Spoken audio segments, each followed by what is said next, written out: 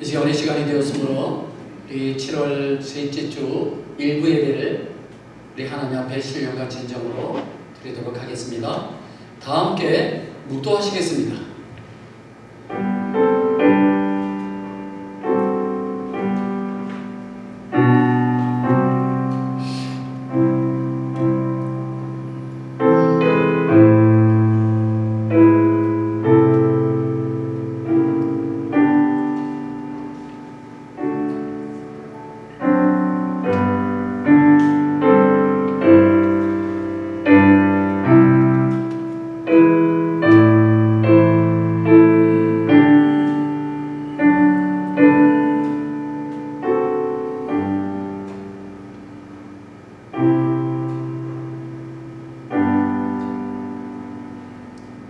여호와여, 주는 겸손한 자의 소원을 들으셨사오니 그들의 마음을 준비하시며 귀를 기울여 들으시고 고아와 압제당하는 자를 위하여 심판하사 세상에 속한 자가 다시는 위협하지 못하게 하시리이다. 아멘. 사랑의 하나님 아버지, 오늘 거룩한 주일 아침에 주님 앞에 나와 주님을 경배하오니 영광받아 주시고 이스라엘 찬송 중에 거하시는 주님을 찬양하오니 우리 가운데 임재하여 주시옵소서. 하나님 아버지, 지난 한 주간도 우리를 안전하게 지켜주셔서 감사합니다. 여러가지 어려운 염려의 물결에 떠밀려 바쁘게 살던 우리들이 이 시간 주님 앞에 나와 머리를 숙이오니 주님 안에서 평안과 안식을 누리게 하여 주옵소서. 지치고 힘든 우리의 심령을 주님의 따뜻한 품 안에 품어주셔서 아버지의 평안을 경험하게 하여 주시옵소서. 우리의 모든 형편과 사정을 아시며 우리의 마음과 생각까지도 아시는 하나님 아버지, 오늘 이 시간 우리를 만져주시고 고쳐주시고 새롭게 하여 주시옵소서. 무더위 가운데 성도님들의 건강을 지켜주시고 안전하게 보호하여 주옵소서. 우리의 지친 몸과 마음이 위로받는 휴가 시즌이 되었습니다. 성경에서 예수님께서 지친 제자들에게 너희는 따로 외딴 곳에 가서 좀 쉬라고 말씀하셨듯이 휴가 기간 동안 우리의 육체가 하나님이 주시는 새 힘으로 재충전하여 남은 하반기도 힘차게 일할 수 있도록 강건함을 허락하여 주시옵소서. 우리 교회를 사랑하시는 주님, 이곳에 하나님의 교회를 세우시고 지금까지 인도하여 주신 은혜에 감사를 드립니다.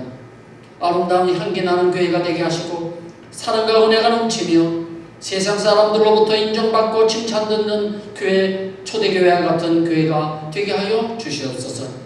오늘 강단에서 선포되는 주님의 음성에 우리 모두 마음의 문을 활짝 열고 은혜 받는 귀한 시간 되게 하여 주시옵소서.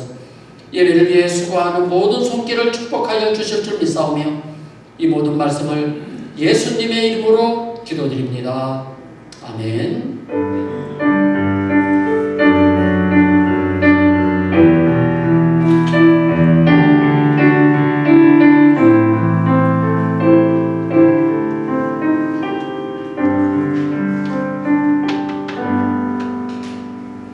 우리 다같이 일어나셔서 찬송가 25장을 부르시겠습니다.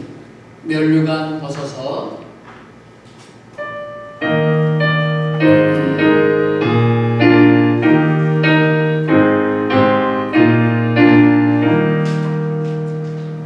면류관 벗어서 주 앞에 들이세 저 천사 기쁜 노래가 온 땅에 거저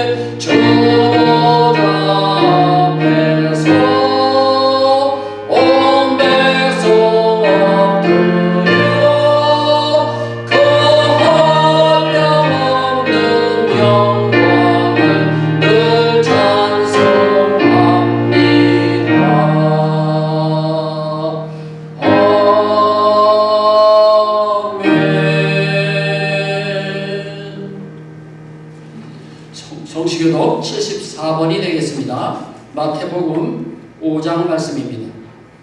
성시교독 74번 마태복음 5장 교독합니다. 심령이 가난한 자는 복이 있나니 애통하는 자는 복이 있나니 온유한 자는 복이 있나니 의에 줄이고 목마른 자는 복이 있나니 긍휼히 여기는 자는 복이 있나니 마음이 청결한 자는 복이 있나니 화평하게 하는 자는 복이 있나니 의를 위하여 박해를 받은 자는 복이 있나니 나로 말미암아 너희를 욕하고 박해하고 거짓으로 너희를 거슬러 모든 악한 말을 할 때에는 너희에게 복이 있나니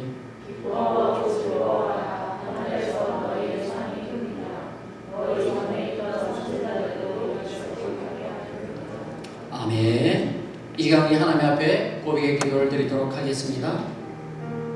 지난 한 주간 동안 한번 삶을 한번 뒤돌아보십시오. 바쁘다는 핑계로 하나님을 잊고 살지는 않으셨습니까? 바쁘다는 핑계로 하나님 앞에 한마디도 기도하지 않고 그냥 살지는 않으셨습니까? 하나님이 이 세상보다 하나님을 더 사랑하라고, 내 이웃을 내 몸같이 사랑하라고 말씀하셨는데 얼마나 내 이웃을 내 몸처럼 사랑하셨습니까? 오늘 사랑이 많으신 하나님 앞에 고백하시기 바랍니다. 하나님 우리의 입술의 고백을 받아주시고 우리의 모든 죄를 용서해 주실 것입니다. 이 시간 우리 다 함께 기도하시겠습니다. 하나님 아버지, 오늘 이 모습이 되어 주님께 왔습니다. 하나님이 더럽고 추악한 이 죄인을 주님의 십자가 위에 감춰주시고 주님께서 흘리신 그 거룩하신 보혈의 피로 하나님과 인생과 한쪽까지 정결하게 씻어주시옵소서. 하나님의 뜻대로 산다 하면서 하나님의 말씀대로 산다 하면서 하나님의 말씀대로 살지 못하고 내 생각과 내 고집대로 내 편견대로 살았던 것 있습니다. 하나님 아버지, 나를 용서하여 주옵소서. 하나님, 제가 이 숯불로 종의 입술을 찢어주시고 주님의 거룩하신 말씀만을 전할 수 있는 주님의 거룩한 사랑을 주님께서 함께하여 주시고 우리가 드리는 이 예를 통하여 주님 홀로 영광 받아주시옵소서. 많은 성도들이 와서 하나님의 말씀을 듣고 은혜와 복해 낳고 하나님 용기를 얻고 다시 한번 하나님 주님만 살아갈 수 있고 하나님 아버지, 우리의 남은 인도하여 주시옵소서. 우리의 남은 삶을 하나님 인도하여 주시고 함께하여 주실 줄 믿사옵니다. 드리는 말씀은 예수님의 이름으로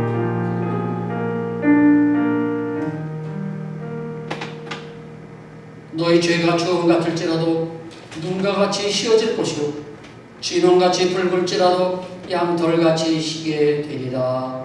아멘.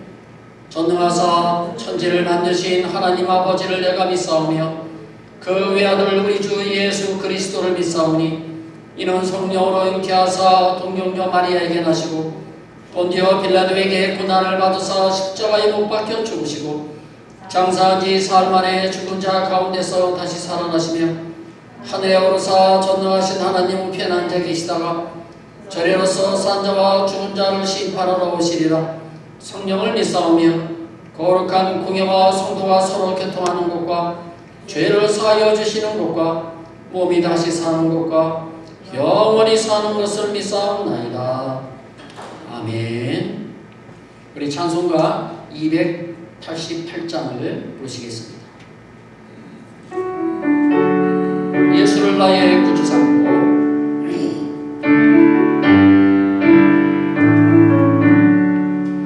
예수를 나의 구주 삼고 성령과 피로써 거듭나니 이 세상에서 내 영혼이 하늘의 영광 누리노라. 이것이 나의 간절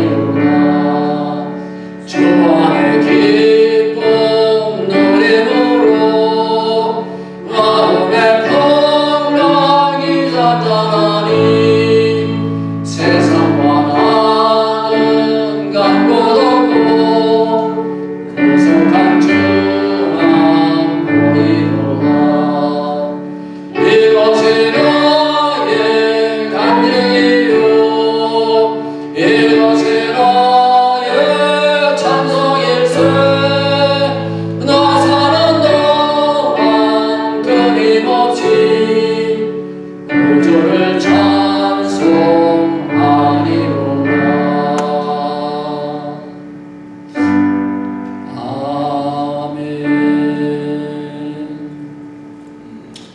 오늘 하나님께서 우리에게 주신 말씀은 신명기 19장 15절부터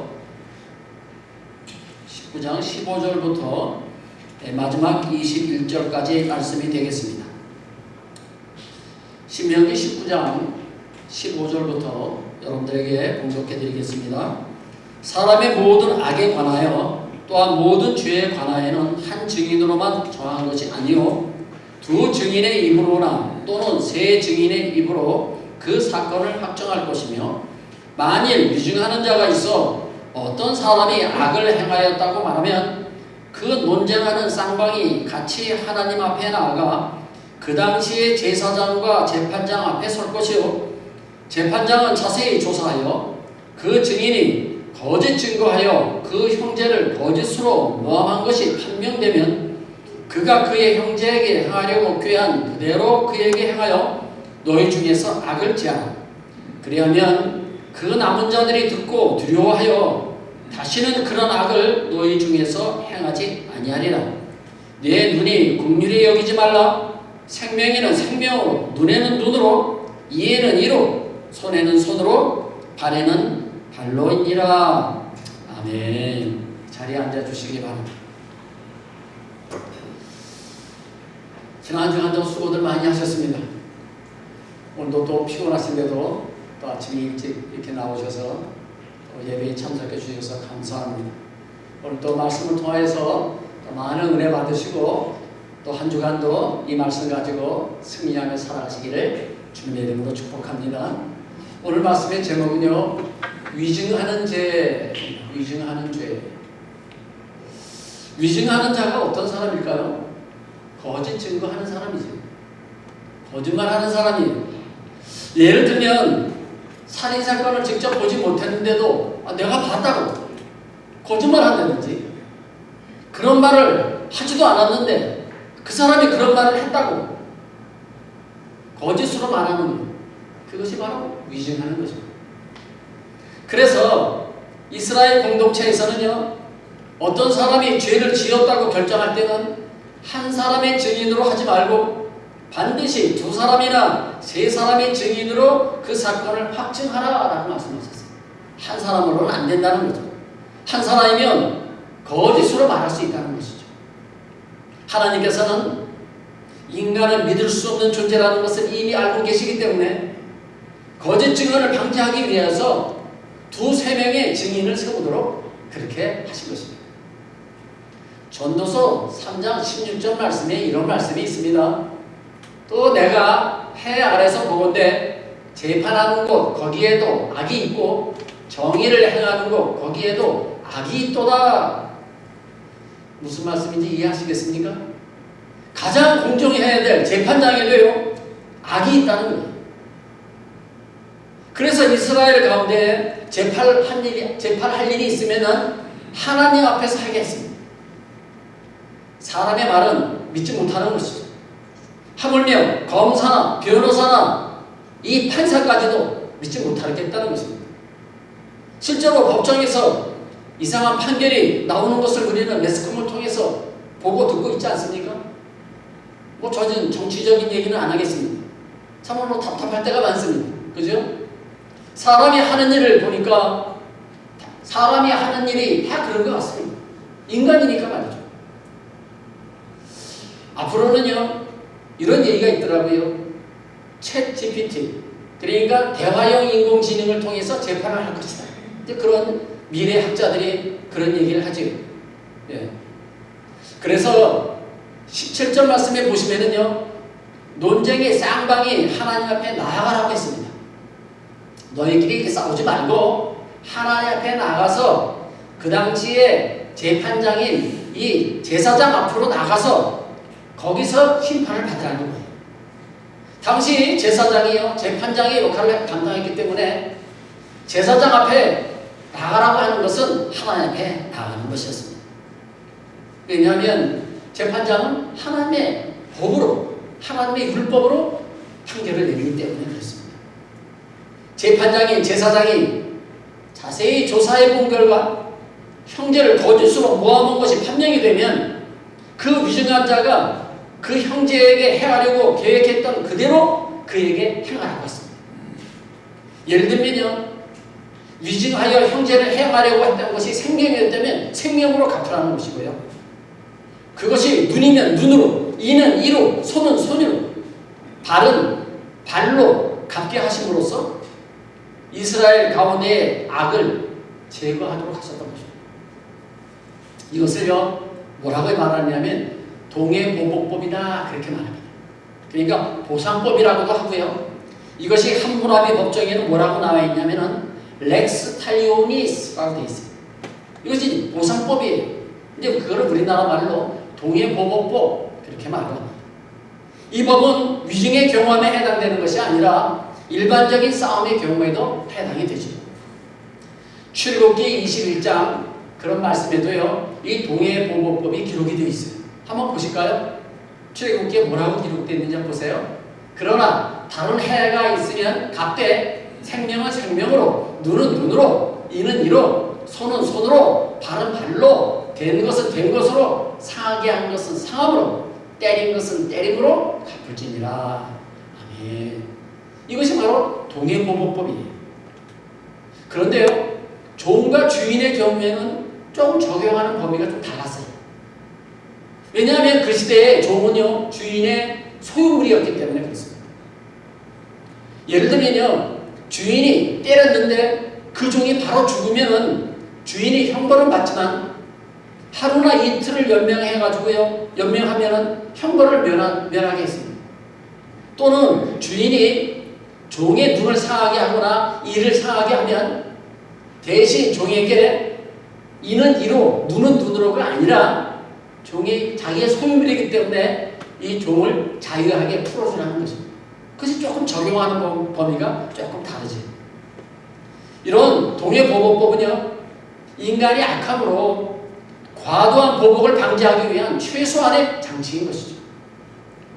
인간의 속성 가운데 하나가요, 자기가 받은 것보다 더 많이 갚으려고 하는 그런 악한 속성이 우리 인간에게 있다는 것입니다. 그래서 하나님께서 이런 법을 제정하신 것이에요. 여러분들 아마 기억하시는 분들 계실지 모르겠는데요, 몇 년 전에 어떤 그룹의 회장 아들이 술집에서 어떤 사람들에게 두들겨 맞았어요. 근데 어떻게 했어요? 그 회장 아버지가요, 깡패들을 동원해가지고요, 자기 아들을 때린 사람을 갖다가 2배로 더 때려버렸어요. 그래가지고 구속이 된 적이 있어요. 그 뉴스에 한번 나온 적이 있어요.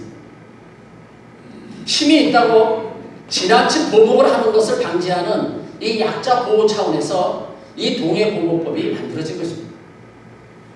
오늘 살펴볼 내용은요, 위증, 즉 거짓 증언에 대한 내용입니다. 이스라엘 역사 속의 대표적인 위증 사건이라고 하게 되면요, 열왕기상 21장에 나오는요, 아합과 이세벨의 위증 사건입니다. 아합 왕이 자기 왕궁 옆에 나봇의 포도원이 있는데요, 이 포도를 뺏어가지고 자기 채소밭으로 만들려고 했어요. 그래서 이 나봇에게 제안을 하죠. 나 이것을 팔아라. 정 팔기가 싫으면 내가 가지고 있는 좋은 포도원과 바꾸자. 그렇게 제안을 했어요. 나봇이 어떻게 했나요? 나봇은 왕의 제안을요, 정중하게 거절했습니다.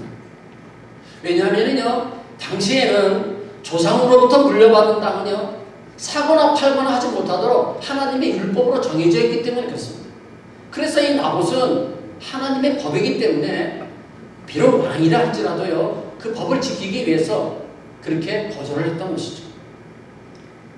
하나님의 율법을 잘 알고 있는 이 나봇은 왕의 그런 제안을 정중하게 거절을 한 것입니다. 사실 아합 왕도요, 모르는 것이 아닙니다.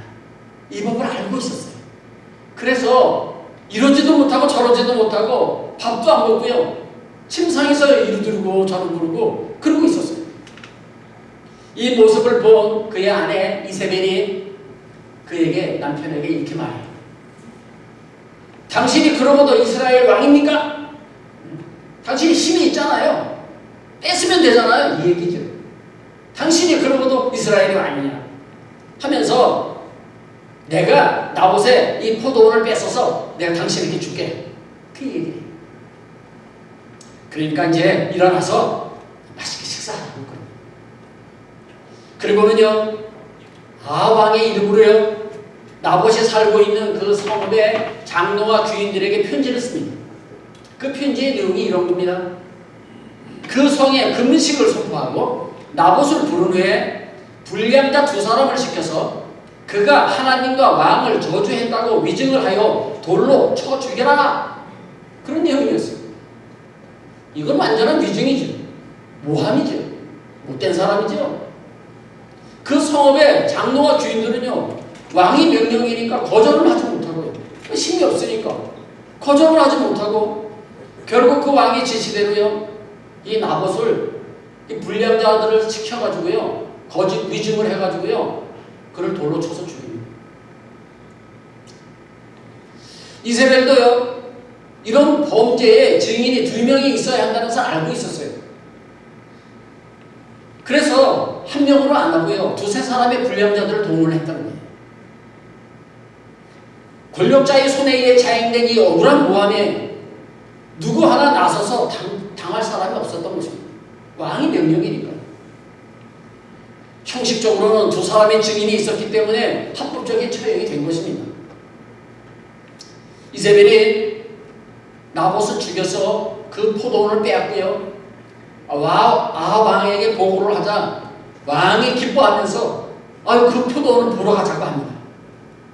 그래서 왕이 그 나봇의 포도원을 보러 가는 그 도중에요, 마침 선지자 엘리야를 만납니다. 하나님의 뜻이 다 있는 거죠. 그때 엘리야를 딱 만나게 돼요. 하나님께서 엘리야를 통해서 이 아방에게 이렇게 책망합니다. 자, 그 말씀이요, 열왕기상 21장 19절 말씀이에요. 자, 우리 같이 한번 읽겠습니다. 시작. 너는 그에게 말하여 이르기를 여호와의 말씀이 네가 죽이고 또 빼앗았느냐고 하셨다 하고, 또 그에게 이르기를 여호와의 말씀이 개들이 나봇의 피를 핥은 곳에서 개들이 내 피 곧 내 몸의 피도 핥으리라 하였다 하라. 아멘. 무서운 말씀을 하셨어요. 거짓으로 위증한 죄가 이렇게 무서운 거라는 거죠. 억울하게 사람을 죽였잖아요. 위증을 했어요.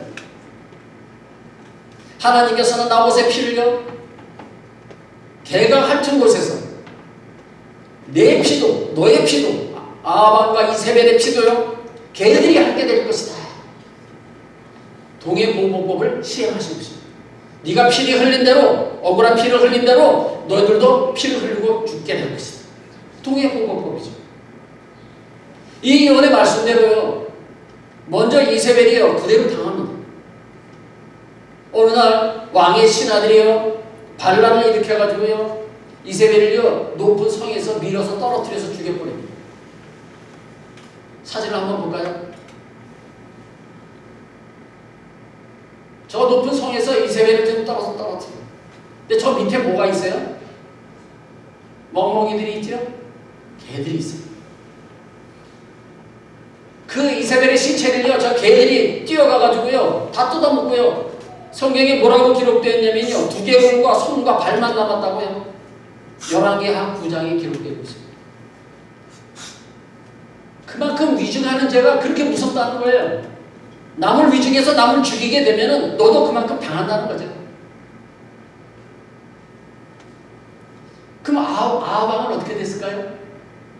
아하방은요, 아람과의 전투에 나갔다가요, 피를 많이 흘리고 죽게 됩니다. 죽어서요, 그 피를요, 개가 핥았다고 성경은 기록하고 있어요. 그러니까 하나님께서 예언하신 말씀 그대로 그 피를 다 개들이 핥았다. 하나님께서 직접 억울한 자의 그 피의 보복을 하신 것입니다. 이런 구약의 위증 사건이요, 신약에도 나옵니다. 자, 마태복음 26장 59절 말씀부터 보실까요?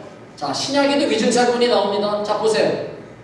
대제사장들과 온 공회가 예수를 죽이려고 그를 칠 거짓 증거를 찾으매 거짓 증인이 많이 왔으나 얻지 못하더니 후에 두 사람이 와서 이르되 이 사람의 말이 내가 하나님의 성전을 헐고 4월 동안에 지을 수 있다 하더라 하니. 아멘. 거짓 증인들을 찾은 거예요. 예수를 죽이려고. 대제사장들과 온 공회가 예수를 죽여야 할 그 정당한 이유를 찾고 있는데 그 거짓 증인을 찾게 됐어요. 결국 그 거짓 증인들을 찾았는데 서로 말이 맞지 않는 거예요. 말이 똑같아야 되는데 거짓이라도 똑같아야 되잖아요. 그런데 서로 말이 틀려요. 그래서 고민하고 있는데요. 마침 두 사람이 찾아왔는데 뭐라고 얘기를 하느냐. 이 사람이 거짓 증언을 했다는 거예요. 뭐라고 그랬다고요? 예수가 성전을 헐고 4월 만에 3일 만에 짓는다고 그랬다는 거예요. 여러분, 사실 이 말이 맞는 말씀 아닙니까? 성전은요, 예수님의 몸을 가리킨 거예요. 예수님께서 말씀하실 때는요, 내 몸이, 내 성전이 죽으면 3일 만에 내가 부활할 것이다. 그 말씀을 하신 거예요. 틀린 말이 아니죠. 그런데 이 말만 가지고는요, 사형시킬 근거가 부족하게 되자요, 집요하게 예수님께 질문을 합니다. 뭐라고 질문하느냐면요, 과연 네가 하나님의 아들 그리스도냐? 그리고 대제사장들과 온 공회원들이 예수님을 향해서 막 공격하는 겁니다. 네가 진짜 하나님의 아들 예수 그리스도냐? 그러자 예수님께서 뭐라고 하십니까? 네가 참 말 잘했다. 맞다 그럽니다. 그리고요, 인자가 권능의 우편에 앉아있는 곳과 하늘 구름을 타고 올 곳을 보게 될 것이다. 이에 제사장이 화를 내면서요, 이런 신성모독하는 말을 하는 자가 더 이상 증인이 필요 없다고 그렇게 하면서 공회원들에게 너희들의 생각은 어떠냐고 물어봅니다. 그러자 공회원들이 뭐라고 그럽니까? 일제히 사형에 해당됩니다 라고 대답을 하는 거예요. 죽어도 마땅합니다 그렇게 말하는 거죠. 그런데요, 또 문제가 뭐냐면 이런 유대인들의 종교 문제를 가지고요, 로마 총독에게 가서 사형을 요구할 수가 없어서요, 총독 앞에서 또 다른 죄목을, 위증을 또 만듭니다. 거짓 증언을 또 만드는 거예요. 그 내용이요, 누가복음 23장에 나와 있어요. 자, 우리 같이 한번 읽겠습니다. 시작. 무리가 다 일어나 예수를 빌라도에게 끌고 가서 고발하여 이르되 우리가 이 사람을 보매 우리 백성을 미혹하고 가이사에게 세금 바치는 것을 금하며 자칭 왕 그리스도라 하더이다 하니. 아멘. 이것도 분명한 위증이죠. 예수님께서 이렇게 말씀하셨나요? 가이사에게 세금을 바치지 말라고 그랬나요? 아니잖아요. 예수님께서 가이사의 것은 가이사에게, 하나님의 것은 하나님께 바치라고 하시지 않았나요? 그러니까 이것도 위증한 거예요. 가이사에게 세금 바치는 것을 금했다고 말이죠. 가이사가 로마의 황제를 말합니다. 로마 황제에게 세금을 바치지 말라고 그랬다고. 그럼 거짓 증언하는 거예요. 그 총 빌라도가 그 얘기를 듣습니다. 근데요, 여러분, 빌라도는요, 눈치가 아주 빠른 사람이에요. 그 사람이 이 유다의 총독이 되기 위해서 그 사람이 얼마나 머리를 쓴 사람인지 몰라요. 아주 여우 같은 사람이에요. 온갖 수수와 계략과 로비를 총동원해가지고요, 유대의 그 총독 자리를 돈으로 산 사람이에요. 그런 사람이 이 정도 눈치도 없겠어요? 눈치가 빠르죠. 그래서 이 유대인들이 예수를 죽이려고 지금 모함하는구나 알았어요. 빌라도가 알았어요. 그래서 빌라도가 예수님을 풀어주려고 했어요. 그런데요, 이 종교 지도자들이요, 사람들의, 군중들의 힘을 이용해가지고요, 예수를 못 박으라고 막 소리를 지르는 겁니다. 그러니까 빌라도가 이러다가 밀란이 일어날까봐, 반란이 일어날까봐 두려운 거예요. 그래가지고요, 할 수 없이 그들의 요구를 들어줍니다. 그럼 어떻게 하면 좋겠냐? 그랬더니 그 당시에 감옥에 있던 살인죄를 지었던 아주 큰 죄인이 있었어요. 그 사람이 바라바예요. 바라바를 풀어주고 대신 예수를 십자가에 못 박아 죽이십시오. 그리고 빌라도에게 요청을 하는 거예요. 그러니까 빌라도는 반란이 일어날까봐 그들의 요구를 물리칠 수가 없었어요. 그래서 할 수 없이 예수님을 십자가에 내주게 된 것입니다. 다수의 군중의 소리가 진리를 이긴 것입니다. 자, 한번 사진 한번 볼까요? 저 가운데 있는 사람이 빌라도 총독입니다. 자, 오른쪽에 있는 사람이요, 바라바예요. 그 당시에 아주 크게 잔인하게 사람을 죽였던 그 살인자 바라바예요. 바라바는 좋아서 죽고 있죠. 바라바가 아니 저 총독이 빌라도가 얘기를 하는 겁니다. 자, 예수가 무슨 죄가 있느냐? 그랬더니 군중들이 막 예수를 십자가에 죽이고 저 옆에 있는 저 바라바를 대신 풀어주시오. 그런 요구를 하는 거예요. 어이가 없죠. 그래도 빌라도가 어쩔 수가 없었어요. 군중이 반란이 일어날까봐 할 수 없이 예수님을 십자가에 내주게 된 것입니다. 더 무서운 것은요, 마태복음 27장 말씀이에요. 자, 마태복음 27장. 빌라도가 아무 성과도 없이 도리어 밀란이 나려는 것을 보고 물을 가져다가 무리 앞에서 손을 씻으며 이르되 이 사람의 피에 대하여 나는 무죄하니 너희가 당하라. 그 백성이 대답하여 이르되 그 피를 우리와 우리 자손에게 돌릴지어다 하거늘 이에 바라바는 그들에게 놓아주고 예수는 채찍질하고 십자가에 못 박히게 넘겨주니라. 아멘. 백성들이 참으로 무시무시한 말을 했어요. 자, 25절 말씀 한번 보세요. 뭐라고 그랬어요? 그 피를 우리와 우리 자손에게 돌릴지어다. 우리가 다 받겠다는 거예요, 그 죄. 이제 유대인뿐만 아니라요, 온 세상에 큰일이 났어요. 하나님의 진노가 이제 하늘에서 또 쏟아지게 된 거예요. 전에 예수님께서요, 마태복음 21장에서 비유로 하신 말씀 여러분들 기억나시는지 모르겠어요. 그때 뭐라고 하셨어요? 비유로 이렇게 말씀하셨습니다. 악한 포도원 품꾼들이요, 그 포도원을 맡기고 주인이 포도원을 종들에게 맡기고 떠났어요. 근데 이 포도원에서 일하는 사람들이 악한 사람들이에요. 그래서 이 주인이 세를 받으려고 사람을 보냈어요. 자기의 종을 보냈는데 이 포도원에서 일하는 사람들이 그 세금을 안 주려고 그 사람을 때리고 죽여버려요. 몇 번을 그랬어요. 정 안 되니까 할 수 없이 주인이 어떻게 합니까? 자기 아들을 보내잖아요. 자기 아들을 보냈는데 어떻게 됐어요? 아들까지도 죽이는 거예요. 이 아들을 죽여서 이 땅도 우리가 갖자. 근데 예수님께서 뭐라고 말씀하셨어요? 그들을 내가 진멸하노라 그래서 진멸. 그 진멸이 지금 이루어지게 된 거예요. 누구 때문에요? 유대인들이 그랬잖아요. 이 모든 것을 우리 조상과 우리와 우리 후손들이 다 받겠다고. 우리에게 돌릴지어다. 우리 자손들에게 돌릴지어다. 무서운 말을 한 거죠. 그런데 이것으로 끝났다면 온 세상은 아무런 소망이 없었을 거죠. 그런데 놀라운 소식이 있습니다.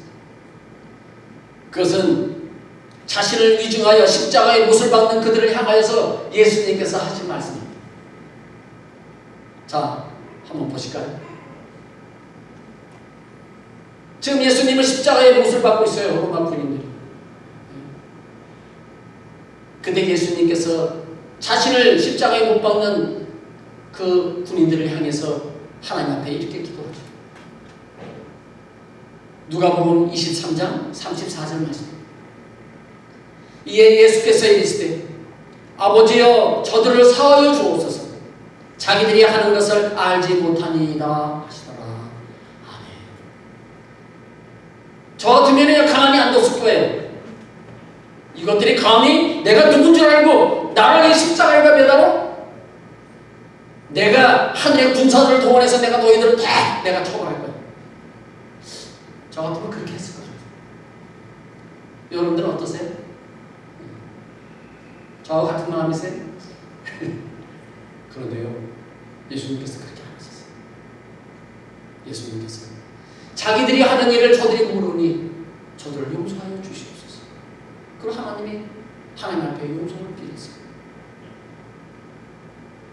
자신의 십자가에 못 박는 자들을 향하여 용서의 기도를 하신 그 예수님을 영접하는 자들은 하나님의 심판이 사라지고 하나님의 용서가 베풀어진다는 놀라운 사실입니다.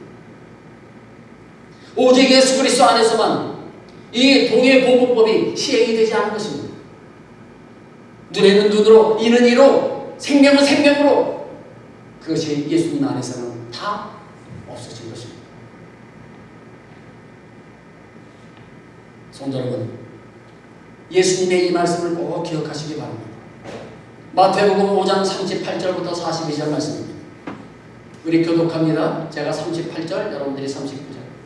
또 눈은 눈으로, 이는 이로 갚으라 하였다는 것을 너희가 들었으나 나는 너희에게 이르노니 악한 자를 대적하지 말라. 죄송합니다. 39절 여러분.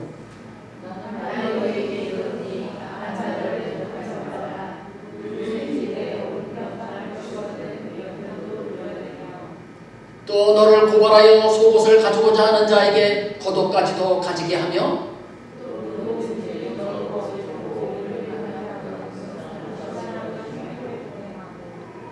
내게 구하는 자에게 주며 내게 구고자 하는 자에게 거절하지 말라. 아멘. 참으로 실천하기 어려운 말씀이죠. 이 말씀대로 실천할 수 있는 사람이 과연 몇 명이나 되겠습니까? 저도 사실 하지 못하죠. 오른발 뺨 쳤는데 여기도 때려주세요. 아이고 내가 지금 팬티가 없는데 팬티 좀 주세요. 아이고 여기 팬티도 있고요, 내 겉옷도 있고요, 내 양복도 다 가지고 가세요. 예수님께서 하신 말씀은 그 말씀이에요. 근데 과연 인간이 그렇게 할 수 있는 사람이 몇 사람이나 되겠습니까? 따라서 이 예수님의 이 말씀은요, 예수님께서 앞으로 이루실 하나님의 나라에 대한 선포인 것입니다. 그러므로 하나님 나라 천국은요, 더 이상의 복수혈전이 없는 곳이에요. 이런 모습을 부분적으로나마 맛볼 수 있는 곳이 교회가 되어야 한다는 것입니다. 우리 교회가 이런 교회가 되기를 바랍니다. 그렇다면 교회에 다니며 예수님을 영접한 성도라면 어떻게 살아야 할까요? 이제 마지막입니다. 그렇다면 우리가 어떻게 살아야 할까요? 자, 로마서 12장 14절부터 말씀입니다. 교독합니다. 너희를 박해하는 자를 축복하라. 축복하고 저주하지 말라.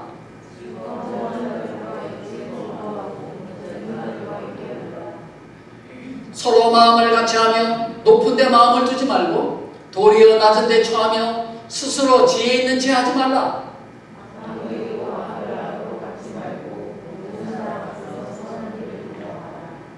할 수 있거든 너희로서는 모든 사람과 더불어 화목하라.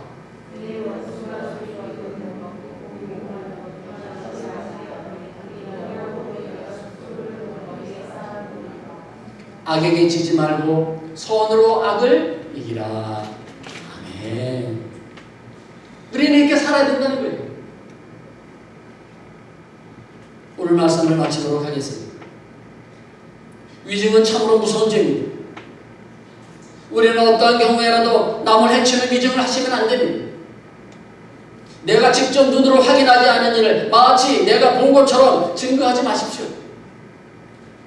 내가 직접 들은 말이 아닌데도 마치 내가 직접 들은 것처럼 증거하지 마십시오. 이 모든 것들이 다 위증입니다. 위증으로 예수님을 십자가에 죽인 것처럼 위증은 무서운 죄악임을 기억하시고 앞으로는 거짓 증거하지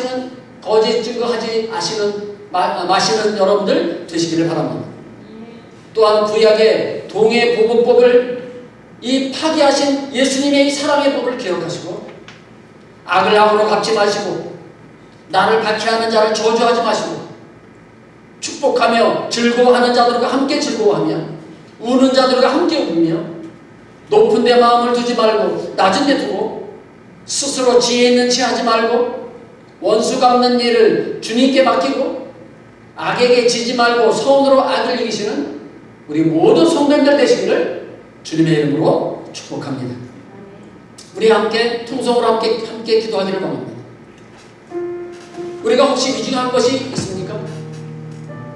남에게 거짓 증거한 것이 혹시 있습니까?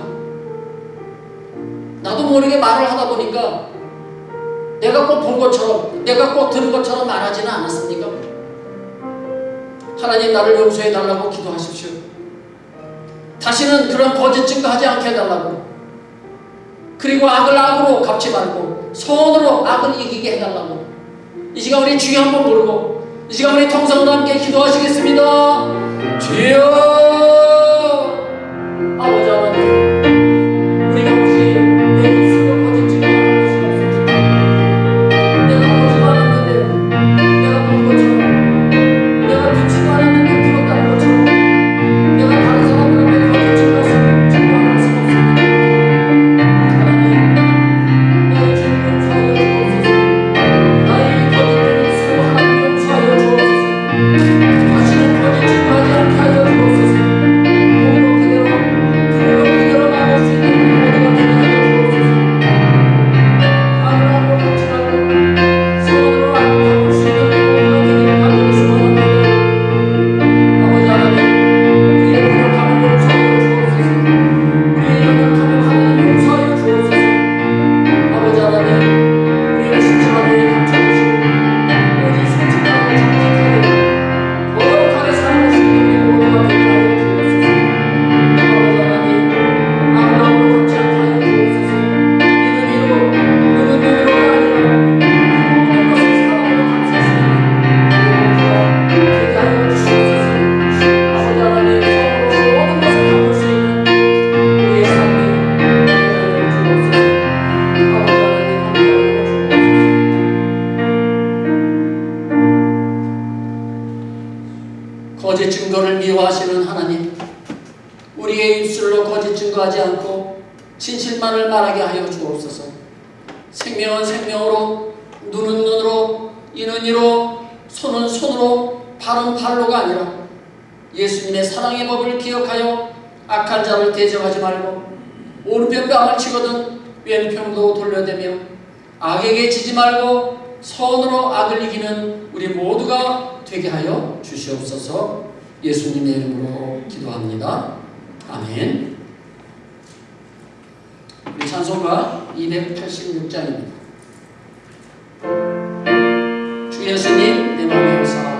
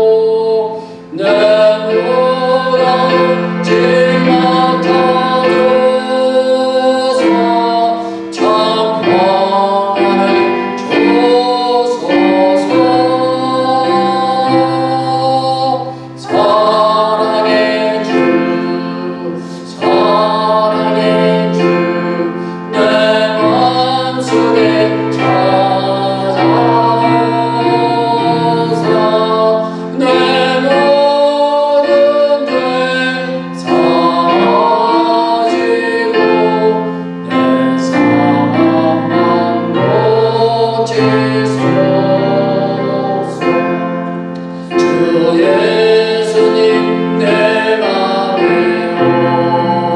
오사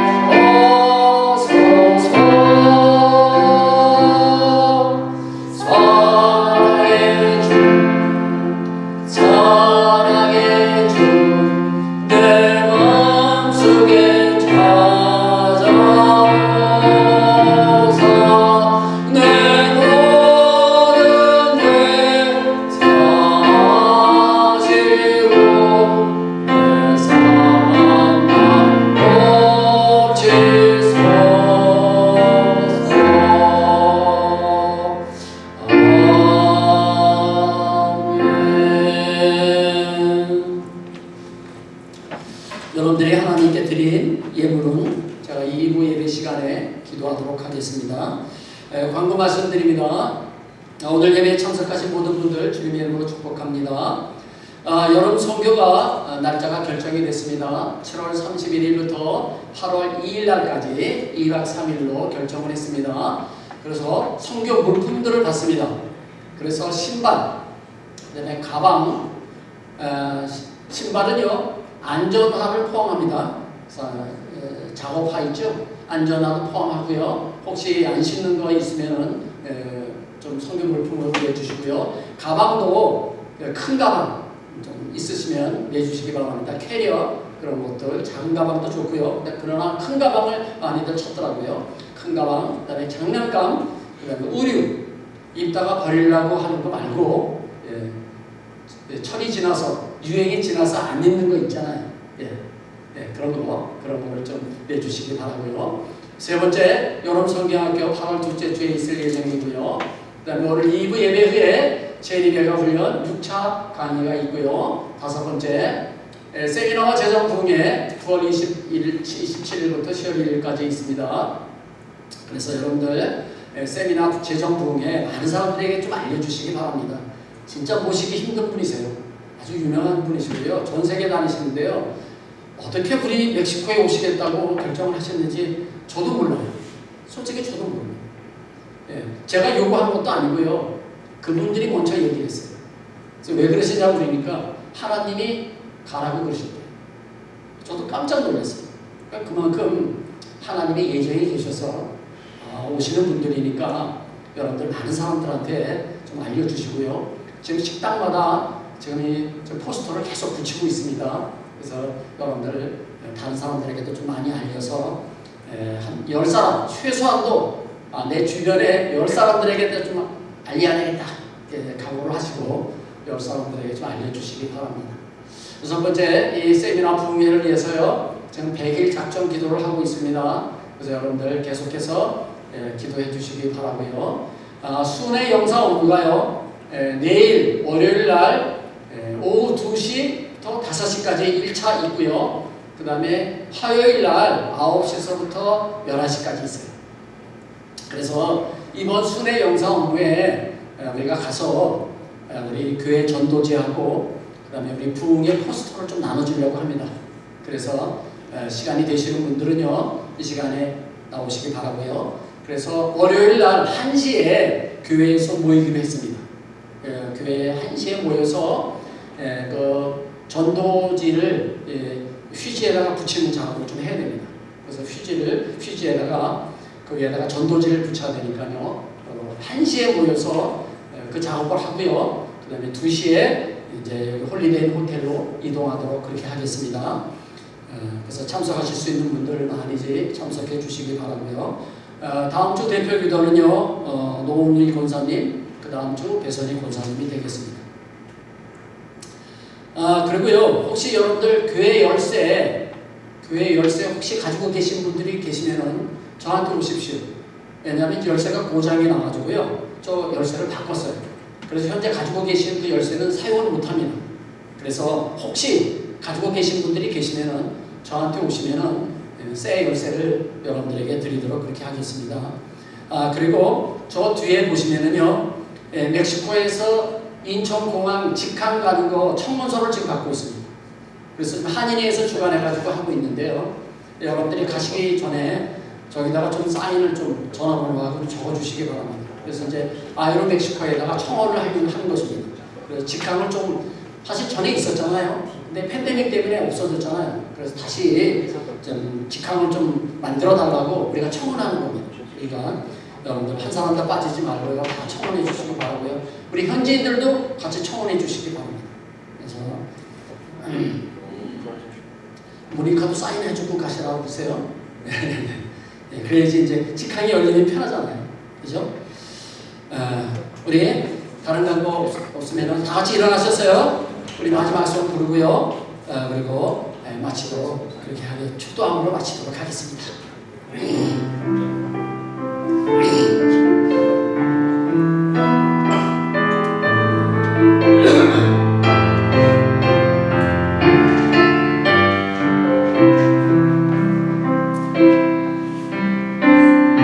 험하시 잘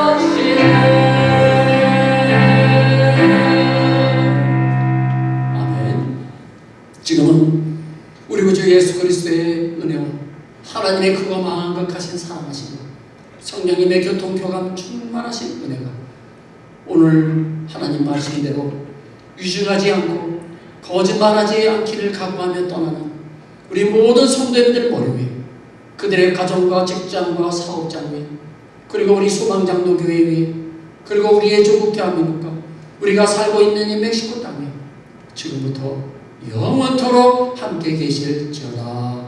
아멘.